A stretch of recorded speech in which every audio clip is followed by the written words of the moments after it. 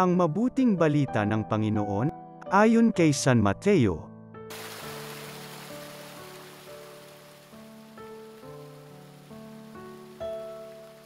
Noong sandaling iyon, lumapit kay Jesus ang mga alagad at nagtanong, "Sino po ang pinakadakila sa kaharian ng langit?"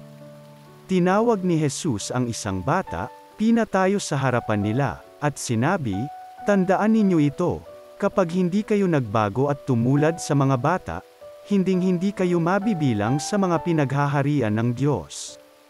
Ang sinumang nagpapakababa na gaya ng batang ito ay siyang pinakadakila sa mga pinaghaharian ng Diyos. Ang sinumang tumatanggap sa isang batang ganito dahil sa akin ay ako ang tinatanggap. Ingatan ninyo na huwag hamakin ang isa sa maliliit na ito. Sinasabi ko sa inyo, sa langit, ang kanilang mga anghel ay laging nasa harapan ng aking Ama.